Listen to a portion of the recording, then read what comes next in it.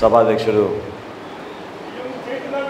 ప్రకాశం జిల్లా అధ్యక్షుడు రియాజ్ గారికి, అదేవిధంగా జనసేన పార్టీ ప్రధాన కార్యదర్శి విజయ్ గారికి, రాష్ట్ర వ్యాప్తంగా జనసేన పార్టీ కార్యక్రమాలని కోఆర్డినేట్ చేస్తూ ఆ కమిటీకి చైర్మన్ ఉన్న మన కేకే గారికి,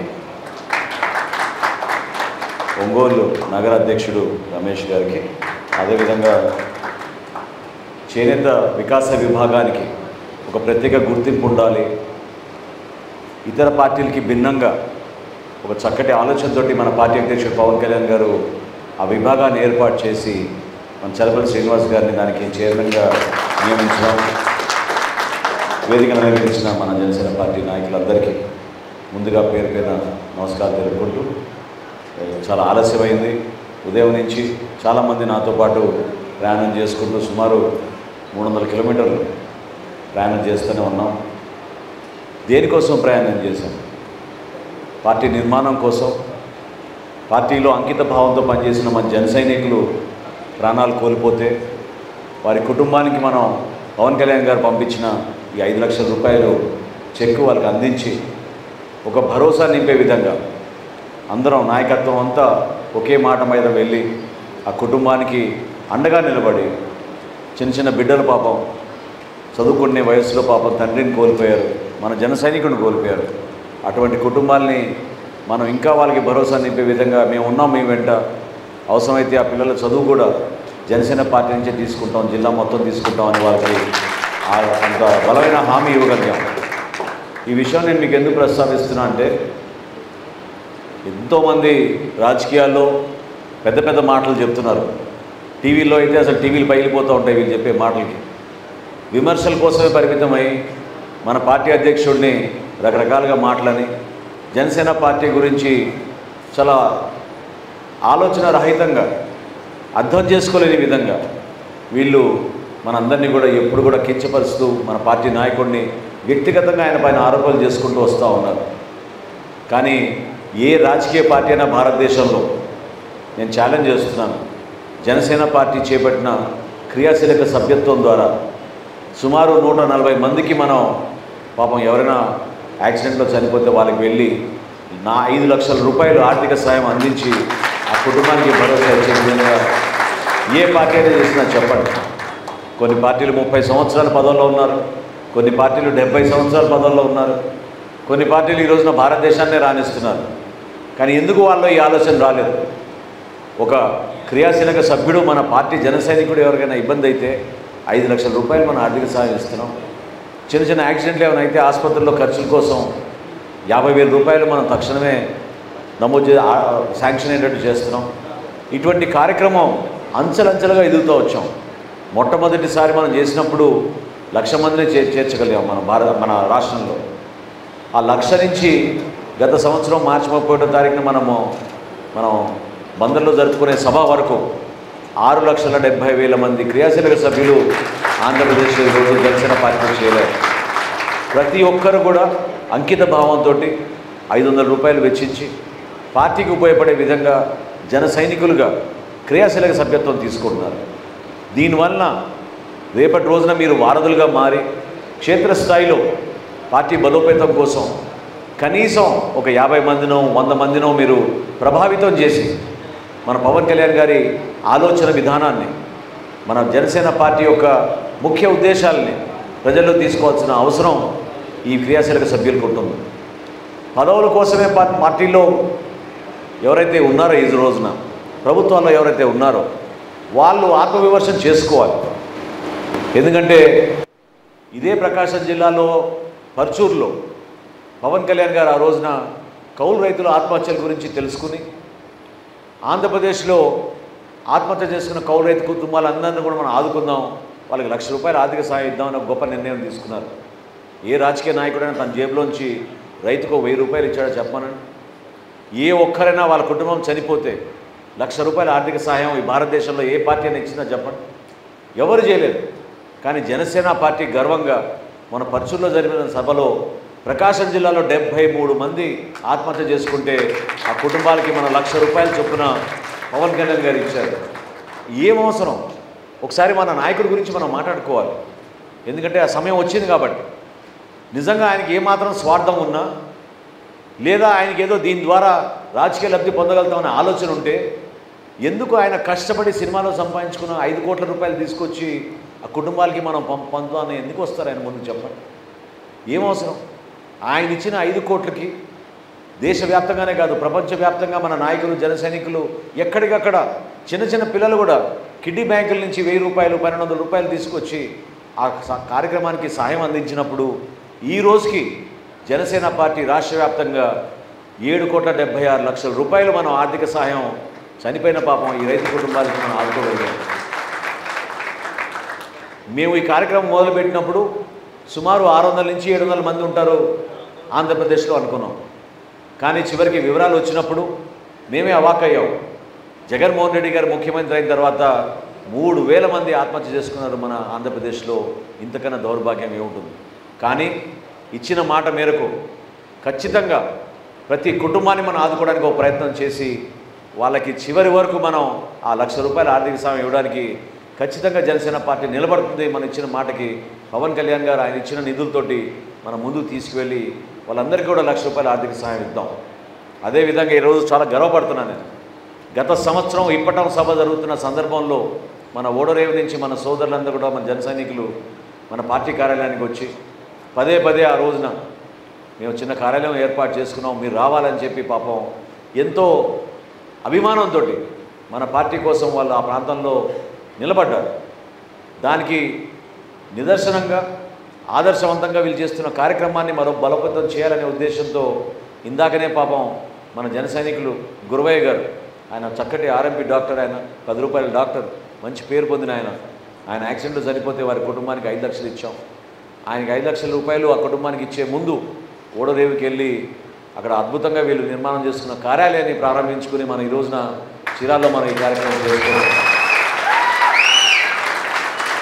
అటువంటి స్ఫూర్తిగల నాయకులు ఎక్కడో సాఫ్ట్వేర్ ఉద్యోగం చేసుకుంటూ చక్కటి దిమ్మ ఏర్పాటు చేసి జనసేన జెండా ఎగరాలి మన ప్రాంతంలో, మన వార్డులో మనం ఇంకా బలోపేతం చేద్దాం, పార్టీ నిర్మాణం చేసుకుందామని తండ్రిలా చాలామంది ముందుకొచ్చి నిర్మాణం చేశారు. ఇవన్నీ కూడా మనం చూసి అర్థం చేసుకుని నేర్చుకోవాల్సింది ఏంటంటే మన పార్టీ అన్ని ప్రాంతాల్లో బలంగా ఉంది. ఇప్పుడే రియాజ్ గారు చెప్పినట్టు మనం పోటీ చేసామా లేదా, ఇక్కడ మనకి ఇన్ఛార్జ్ ఉన్నారా లేదా అని కాదు. జన సైనికులు చూసేది నడిచేది కేవలం పవన్ కళ్యాణ్ గారితో ఆయన చూసిన ఆలోచనలు నడుస్తారు. ఎందుకంటే ఆయన మనస్ఫూర్తిగా స్వార్థం లేకుండా మన ప్రజల కోసం మన రాష్ట్రం కోసం మంచి జరగాలి, మన బిడ్డలకి మంచి జరగాలి, మీ భవిష్యత్తు కోసం ఆయన తన కుటుంబాన్ని కూడా వదిలేసుకుని ముందుకు వచ్చిన వ్యక్తి ఆయన. దాన్ని దయచేసి మీరు అందరూ కూడా అర్థం చేసుకోండి. కొంతమంది కావాలని ఈ టీవీల్లోనూ సోషల్ మీడియాలోనూ రకరకాలుగా ఏ ఆలోచనలు ఉన్నాయో మనకు అర్థం కాదు, కానీ మనల్ని ఇబ్బంది పెట్టేటట్టు, మనలో మనకి భిన్నాభిప్రాయాలు వచ్చేటట్టు వాళ్ళు చేస్తున్న ప్రయత్నాన్ని మీరందరూ కూడా అర్థం చేసుకుని తిప్పికొట్టాలి. ఎందుకంటే పార్టీ నడపాలంటే మామూలు విషయం కాదు. సంస్థాగతంగా చాలా పెద్ద కార్యక్రమం అది. ఏదో 10 రోజుల్లోనో వారం రోజుల్లోనో పార్టీ కోసం ఒక బోర్డు ఏర్పాటు చేసుకుని మనం పార్టీ ఏర్పాటు చేసేసుకున్నాం, పార్టీ అద్భుతంగా ఉందంటే అది కరెక్ట్ కాదు. 175 నియోజకవర్గాల్లో 680 మండలాల్లో జనసేన పార్టీ కార్యాలయాలు రావాలి, అక్కడ కమిటీలు రావాలి, అధ్యక్షులు రావాలి, గ్రామ కమిటీలు రావాలి, దానికి గ్రామ అధ్యక్షులు రావాలి, పట్టణాల్లో వార్డు కమిటీలు రావాలి. రేపటి రోజున స్థానిక సంస్థల్లో మన యువత, మన జన సైనికులు, మన వీర మహిళలు కష్టపడి పార్టీ కోసం నిలబడిన వ్యక్తులు వీళ్ళందరూ కూడా పోటీ చేసి చక్కటి పదవులు పొందాలి. తద్వారా పార్టీ అంచెలంచెలుగా ఎదిగి ముందుకెళ్తుంది తప్ప ఏదో మనం సోషల్ మీడియాలో ఒక ఫోటో పెట్టేసుకుంటే పార్టీ ఎదిగిపోదు. సోషల్ మీడియాలో మనం పోస్ట్ పెడితే ఒక అద్భుతమైన కార్యక్రమం అయినట్టు కాదు. మనం క్షేత్రస్థాయిలో పర్యటించాలి, తిరగాలి, ప్రజల దగ్గరికి వెళ్ళాలి.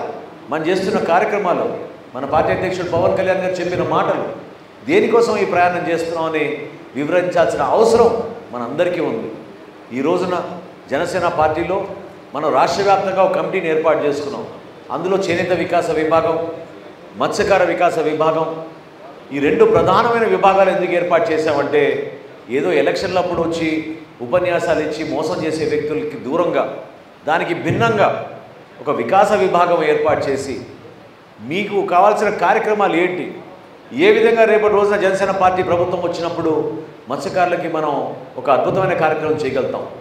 ఏ విధంగా చేనేత వర్గానికి చేతి వృత్తి కష్టపడి పాపం తరతరాల నుంచి ఎంతో గొప్ప పేరు తీసుకొచ్చిన మన చేనేత సోదరులకి ఎటువంటి కార్యక్రమాలు చేస్తే మనం ఇంకా పార్టీ పరంగా ప్రభుత్వంలో వచ్చినా ఉపయోగపడగలుగుతాం.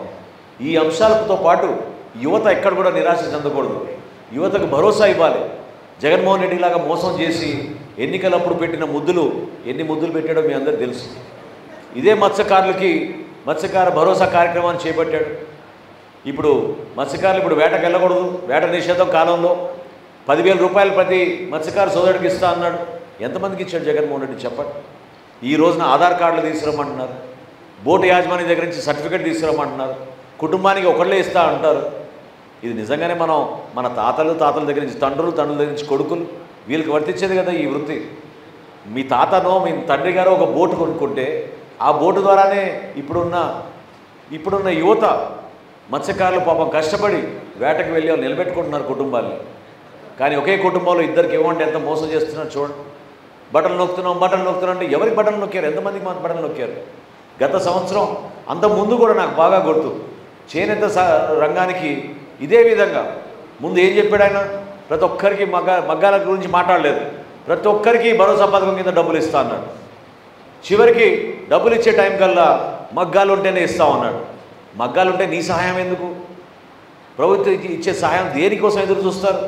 మగ్గాలు ఉంటే ఒక ఇల్లు ఉన్నట్టు ఇంట్లోనే మగ్గాలు పెట్టుకోగలుగుతారు, వాళ్ళు ఆర్థికంగా బలపడినట్టు నిలబెట్టుకోగలుగుతారు పాపం వాళ్ళు.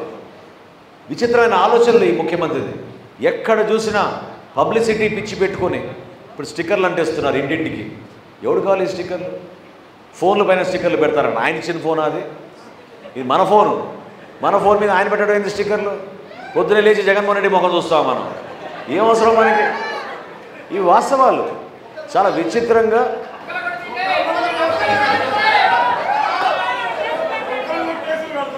కుక్కలు కూడా చించేస్తున్నాయి ఆ స్టిక్కర్లు.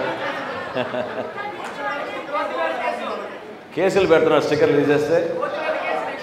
సో మొన్న విచిత్రమైన సంఘటన జరిగింది మీకు చెప్పాలి. విజయనగరం జిల్లా చీపురుపల్లిలో మన జన సైనికుల్ని దాడి చేసి కొట్టారు. ఆ సమాచారం అందిన తర్వాత నేను అంత దూరం ప్రయాణం చేసి వెళ్ళా. చీపురుపల్లిలో వేవర్పేట అనే ఒక గ్రామంలో తీరా కనుక్కుంటే దాదాపు 12 మంది మన జన సైనికుల్ని విపరీతంగా కొట్టారు. తల గాయాలైనాయి, కుట్లు కూడా వేయాల్సి వచ్చిన పరిస్థితి.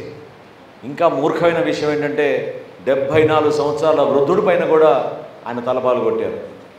సరే ఏంటి కారణం అని నేను హాస్పిటల్కి వెళ్ళి వాళ్ళందరినీ కలిసి పరామర్శించి పవన్ కళ్యాణ్ గారితో మాట్లాడితే ఆయన ఇమీడియట్గా బాధితులందరికీ కూడా 50,000 రూపాయలు పార్టీ నుంచి ఇవ్వమని చెప్తే వాళ్ళకి ఆ రోజు కలిసి వాళ్ళకి ఆర్థిక సాయం అందించాను. దాని తర్వాత నేను ఎస్పీ గారిని కలిసి ఖచ్చితంగా ఈ కేసులు ఏదైతే బెదిరిస్తున్నారో, అంటే ఇప్పుడు రాజీ కుదుర్చుకోమని బెదిరిస్తున్నారు, ఇది తప్పు కదా, ఎవరైతే ఈ పొరపాటు చేసిన వాళ్ళు శిక్షించాలంటే ఎస్పీ గారు కూడా చాలా బలంగా స్పందించి ఎట్టి పరిస్థితుల్లో కేసులు చాలా బలంగా తీసుకెళ్తామని మాట ఇచ్చిన తర్వాత ఆ గ్రామానికి వెళ్ళాం. గ్రామానికి వెళ్ళగానే గ్రామం మొత్తం కదిలి వచ్చింది. ఒక చోట కూర్చున్నప్పుడు దేనికోసం జరిగింది ఈ ఘర్షణ అని అడిగితే చాలా ఆశ్చర్యం కలిగించింది నాకు. అక్కడ మన జన సైనికుడు ఒకడు ఇల్లు శాంక్షన్ అయితే 1,80,000 రూపాయలు నీకు ఇస్తున్నామని చెప్పారు. అది వీళ్ళిచ్చింది కాదు, కేంద్ర ప్రభుత్వం ఇచ్చిన 1,80,000 రూపాయలు. అది జగనన్న అని చెప్పుకుంటున్నారు. జగనన్నకు సంబంధమే లేదు. కేంద్ర ప్రభుత్వం ఇచ్చిన 1,80,000 రూపాయలు నీ బ్యాంకులో పడుతున్నాయని చెప్పి బ్యాంకులో పడిన రోజే 30,000 రూపాయలు ఇతను మామూలు అడిగాడు. 30,000 రూపాయలు అంటే 30,000 రూపాయలు కట్టాము కదా, నీకేం అర్హత ఉంది మా ఇంటికి వచ్చి స్టిక్కర్ అంటించినాను కానీ ప్రశ్నించాడు. తప్పేమని చెప్పండి? కట్టుకున్న ఇల్లు అప్పు చేసి 7 లక్షలతోటి పాపం ఇల్లు కట్టుకుంటే ఆ ఇంటి పైన జగనన్న స్టిక్కర్ పెడితే, స్టిక్కర్ పెట్టొద్దు మా ఇంటికి పెట్టొద్దు నువ్వు, ఎందుకంటే నీకు 30,000 రూపాయలు ఇచ్చావు మేము లంచం, ఎందుకు పెట్టాలి నువ్వు స్టిక్కర్ అని అడిగితే మరుసటి రోజు ఇంకో 15 మందిని తీసుకొచ్చి ఆ వీధి అందరినీ కలిసి కొట్టారు. అప్పుడు ఒక మహిళ నిలబడి చాలా ధైర్యంగా ఏం చెప్పిందంటే, అదొక్కటే కాదు సార్, స్థానికంగా ఉన్న వైసీపీ నాయకులు జాతీయ ఉపాధి హామీ పథకంలో నువ్వు పనికి రావద్దు ఇంట్లో కూర్చో, మస్తర్కి సంతకం పెట్టు, సగం పంచుకుందామని ఇంటింటికి తిరుగుతున్నారు. ఎంత దౌర్భాగ్యం చూడండి.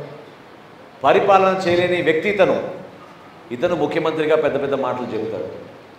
ఈరోజు ఏ వర్గానికి మేలు చేశాడు చెప్పండి? తీర ప్రాంతాల్లో ఉన్నాం మనం. ఏం జరిగింది అభివృద్ధి చెప్పండి? పారిశ్రామిక రంగాలు ఏమైనా వచ్చినాయా? మన బిడ్డలకు ఉపాధి అవకాశాలు ఏమైనా కలిగినాయా? ఎక్కడ ఏ కార్యక్రమం చేశారు? డ్వాక్రా సంఘాల్లో ఉన్న మహిళలు గతంలో చాలా అద్భుతంగా పాపం ఏదో విధంగా పరిశ్రమలు పెట్టుకుని చిన్న చిన్న కుటీర పరిశ్రమలు పెట్టుకుని సొంతంగా 10 మంది కలిసి చేసుకోగలిగేవారు. ఈరోజు అది లేదు. బట్టలు నొక్కేసాం అంటున్నారు. రైతులు ఎంత నష్టపోయారు ఈ రోజున, చితికిపోయారు. 3 సంవత్సరాలు ప్రతి పంట పోయింది. 4,50,000 ఎకరాలు మొన్న వర్షానికి దెబ్బతినిపోతే ఈ రోజు వరకు ₹1 ఇవ్వలేదు. మీ అకౌంట్లో పడిపోయినాయి అని చెప్తారు. ఎక్కడ పడిపోయినాయి చెప్పండి? నేను తెనాల్లో పంట నష్టం జరిగిన మా రైతుల దగ్గరికి వెళ్ళి వాళ్ళతో మాట్లాడితే గింజలు ఇంకా కొనలేదు, ప్రతి గింజ కొంటామని చెప్తాడు ముఖ్యమంత్రి. యువతకి ఎక్కడ వచ్చింది జాబ్ క్యాలెండర్ చెప్పండి? జాబ్ క్యాలెండర్ వచ్చిందా? కొత్త ఉద్యోగాలు ఏమైనా వచ్చినాయి ఈ ప్రాంతంలో? ఎంత మోసం చేస్తున్నారో ప్రతి వర్గాన్ని మీరు అర్థం చేసుకోండి. కానీ అప్పులు మాత్రం 10 లక్షలు కాదు 6,50,000 కోట్లు అయినాయని చెప్పి ప్రెస్ కాన్ఫరెన్స్ పెట్టి సిగ్గు లేకుండా చెప్తున్నారు. 10 లక్షల కోట్లు అప్పు చేయలేదు మేము, 6,50,000 కోట్ల రూపాయలు మన అప్పులైన ఆంధ్రప్రదేశ్ అని చెప్తున్నారు. మరి ఇన్ని లక్షల కోట్ల రూపాయలు మనం అప్పులు చేసి పెడుతుంటే ఏమైపోయింది అభివృద్ధి? మీ అందరికీ గుర్తుందా? విశాఖపట్నంలో 300 కోట్ల రూపాయలు ఖర్చు పెట్టి ఒక బ్రహ్మాండమైన అంతర్జాతీయ స్థాయి ఒక సభను ఏర్పాటు చేశారు. ఏం చెప్పారు ఆ రోజున? 3 లక్షల కోట్ల రూపాయలు పెట్టుబడులు వచ్చేసినాయి ఆంధ్రప్రదేశ్ అని చెప్పారు. ఒప్పందాలు చేశారని చెప్పారు.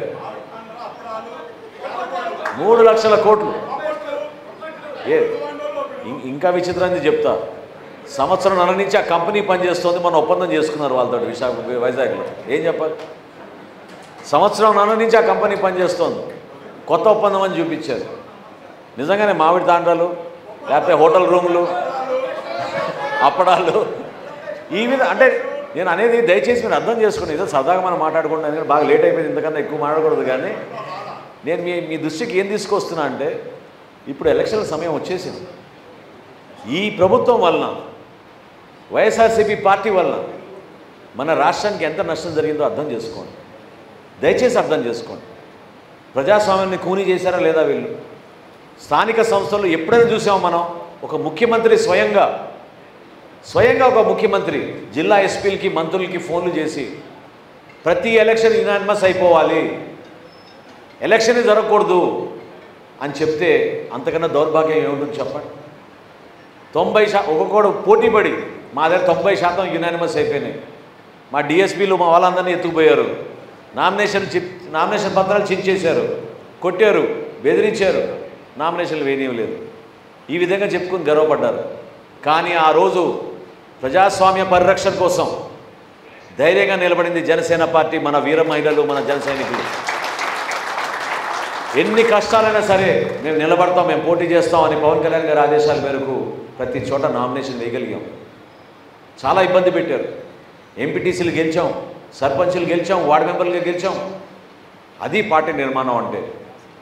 స్థిరంగా ఒక మంచి ఆలోచనతోటి కష్టకాలంలో కూడా మనం నిలబడి ఒకళ్ళు కలిసికట్టుగా మన అధినేత పవన్ కళ్యాణ్ గారికి మనం అండగా నిలబడాలి. ఈ ప్రయాణం ఒక్క ఎలక్షన్తో అయిపోదు, ఎల్లప్పుడూ మనం ఆయనకి అండగా నిలబడాలి. ఒక్క ఎలక్షన్ కోసం కాదు జనసేన పార్టీ. ఆయన ఆ రోజు 2014లో 25 సంవత్సరాలు నువ్వు నాతో నడుస్తావని అడిగితే ఆ ప్రస్థానం దేనికోసం అని కొంతమందికి అర్థం కాలేదు. ఆ 25 సంవత్సరాల ప్రస్థానం కొత్త నాయకత్వాన్ని పెంచడానికి, యువతకు అవకాశం కల్పించడానికి. ప్రతి కమిటీలో కూడా ఈ రోజున మీరు అడగండి రియాజ్ గారు, ప్రతి కమిటీ 30% కనీసం మహిళలు ఉండాలి. ప్రయత్నం చేస్తాం, లేని పక్షాన మనం ఏం చేయలేం, కానీ ప్రయత్నం చేస్తాం. యువతకు పెద్దపీట వేస్తాం. కమిటీలో ఎక్కువ మంది మన పార్టీలో జన సైనికులు అంతా యువతే కాబట్టి వాళ్ళని ఖచ్చితంగా ప్రతి కమిటీలో కూడా మనం వేసుకుంటూ ముందుకెళ్తాం. పార్టీ కార్యక్రమాలు ఎప్పుడు కూడా పార్టీ స్వార్థం కోసమో మనకి ఓటు బ్యాంక్ పెరుగుతుందో కాదు. ఒకసారి మీరు తిరిగి చూడండి. ఇప్పుడే రియాజ్ గారు చెప్పారు, ఎలక్షన్లో మన ఓటమి చెందిన తర్వాత మొట్టమొదటి కార్యక్రమం చేసింది మన భవన నిర్మాణ కార్మికుల కోసం. ఇసుక మొత్తం దోచేశారు, పని లేకుండా పెట్టారు. పాప పని చేసుకోవడానికి, కూలీ పని చేసుకోవడానికి అవకాశం లేకపోయింది.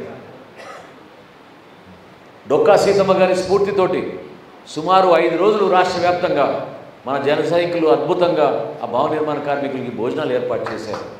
అటువంటి కార్యక్రమాలు చేశామా, స్వార్థం లేదే. ఇది ఎన్నికలైన 6 నెలలకే.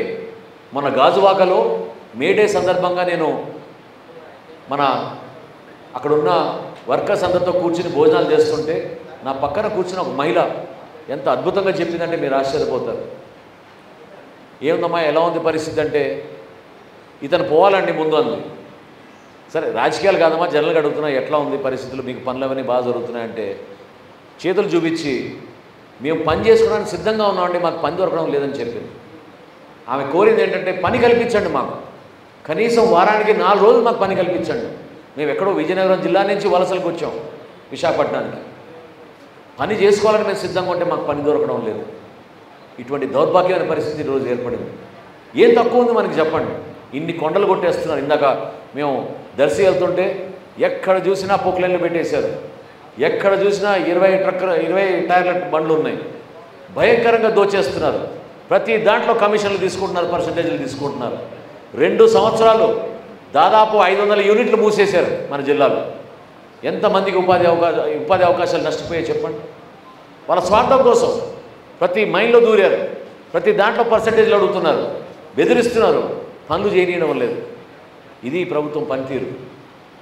దయచేసి మనం ఎన్నికలు సిద్ధమవుతున్నప్పుడు మీరు పార్టీ పైన ఒక నమ్మకంతో పవన్ కళ్యాణ్ గారు చెప్పే ప్రతి మాటని మీరు ఎంతో ఆదర్శవంతంగా తీసుకుని మన భవిష్యత్తు కోసం, రేపు రాబోయే రోజుల్లో ఆంధ్రప్రదేశ్ కోసం ఎటువంటి కార్యక్రమాలు చేసినా మీరందరూ సిద్ధంగా ఉండాలి, నిలబడాలి. ఎందుకంటే ఈ ఎలక్షన్లో మన అందరం ఆలోచించాల్సింది ఒకటే, మొట్టమొదటిది వైఎస్ఆర్సీపీ విముక్త ఆంధ్రప్రదేశ్ చేయాల్సిందే. ఆంధ్రప్రదేశ్ని మరొక్కసారి మనం ఈ అంధకారంలోంచి ఆంధ్రప్రదేశ్ని మనం మరొకసారి వెలుగు తీసుకురావాలి. ఇందాక ఓడరేవు నుంచి వస్తుంటే ఒక అబ్బాయి నంబర్ ప్లేట్ మీద ఏమో చక్కగా జగన్ ఫోటోలు ఉన్నాయి, రంగులు ఉన్నాయి, చూపించి చెప్తున్నాడు నంబర్ ప్లేట్ వేరుగా నా మనసు జనసేనలో ఉందని.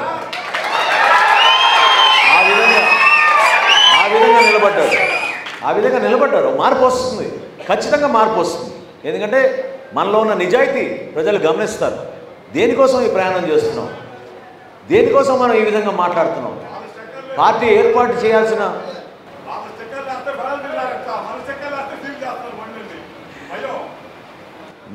మన పార్టీ ప్రస్థానం దేనికోసం? ఆంధ్రప్రదేశ్ కోసం, మన ప్రజల కోసం, మన భవిష్యత్తు కోసం. దాన్ని దయచేసి మీరు గమనించండి. గతంలో మీరందరూ కూడా కొంతమంది ఆవేశపడ్డారు, కొంతమంది చెప్పిన మాటలు విన్నారు. నేను ఈ సందర్భంలో మీకు మనవి చేస్తున్నాను, సోషల్ మీడియా దయచేసి మీరెవ్వరు కూడా ఇతర అంశాల గురించి మీరు ఉపయోగించబాకండి. సోషల్ మీడియాలో మన పార్టీ సందేశాలు, మనం చేస్తున్న కార్యక్రమాల కోసమే మీరు ఉపయోగించండి. పరస్పర ఆరోపణలు, ఒకరిపైన ఒకరు ఏదో యుద్ధం చేసుకున్నట్టు మనం ఆడాల్సిన అవసరం లేదు. ప్రజల్లో మార్పు వచ్చింది. ఖచ్చితంగా ఎలక్షన్లప్పుడు ఎదురు చూస్తున్నారు చాలామంది. ఎలక్షన్లు వస్తే 8కే వెళ్ళి ఫస్ట్ బటన్ నొక్కాలని వీళ్ళు చూస్తున్నారు, ఆయన నొక్కిన బటన్లు కాదు. ఈవీఎంలో వీళ్ళు బటన్ నొక్కాలని వీళ్ళు ఎదురు చూస్తున్నారు. ఈ ఎలక్షన్లో ఎట్టి పరిస్థితుల్లో కూడా ఈ ప్రభుత్వం మారాలి. దానికి మీరందరూ అండగా నిలబడాలి. పార్టీ ఎప్పుడు కూడా మీరు గుర్తుపెట్టుకోండి, పవన్ కళ్యాణ్ గారు ఎంత ఆదర్శవంతంగా బతుకుతారంటే ఆయనకి నిజంగానే ఇంత కష్టపడాల్సిన అవసరం లేదు, డెఫినెట్గా లేదు. ఆయన ఈ ప్రయాణం చేసేది మనందరి కోసం, మన రాష్ట్రం కోసం. ఎంతో ఆదర్శవంతంగా నిలబడిన మన నాయకుడిని బలపరచాల్సిన బాధ్యత మీ అందరిపైన ఉంది. 2 అంశాలు. ఎట్టి పరిస్థితుల్లో వైఎస్ఆర్సీపీ విముక్త ఆంధ్రప్రదేశ్ అవ్వాల్సిందే. రెండోది, పవన్ కళ్యాణ్ గారి నాయకత్వం ఇంకా ఎదగాలి, మనం అద్భుతంగా ముందుకు తీసుకెళ్ళాలి. రాష్ట్రానికి ఆయన ద్వారా, రాష్ట్రానికి పవన్ కళ్యాణ్ గారి ద్వారా ఇంకా మేలు జరగాలి. అటువంటి నాయకత్వం, గొప్ప నాయకత్వం మన పార్టీలో ఉంది. కాబట్టి మీరందరూ కూడా కాపాడాల్సిన బాధ్యత మీ పైన ఉంది. దాన్ని నిలబెట్టమని ఈ సందర్భంగా కోరుతూ, చాలామంది సోదరులు మన పార్టీలో చేరడానికి ముందుకు వచ్చారంట. మనస్ఫూర్తిగా నేను ఆహ్వానిస్తున్నాను. మనం ఏ కార్యక్రమం చేసినా ప్రజల కోసమే, రాష్ట్ర హితం కోసమే, అంతేగాని మన స్వార్థాల కోసం కాదు. మీరు నిలబడండి, ధైర్యంగా ముందుకెళ్దాం. ఎన్ని కేసులు పెట్టినా, ఎన్ని బెదిరించినా మనం నిలబడేది మన పార్టీ నాయకుడు పవన్ కళ్యాణ్ గారిని చూసుకుని ఆయన వెంట మనం నడిచి ధైర్యంగా ముందుకెళ్దామని తెలుపుకుంటూ, ఇంత అభిమానంగా ఆప్యాయంగా మీరు వచ్చి స్వాగతించారు. ఉదయం నుంచి పాపం నాయకులందరూ కూడా కలిసికట్టుగా పనిచేశారు పార్టీ కోసం. మరొకసారి మీకు నేను కృతజ్ఞతలు తెలుపుకుంటూ సెలవు తీసుకుంటున్నాను. జై జనసేన, జై జనసేన.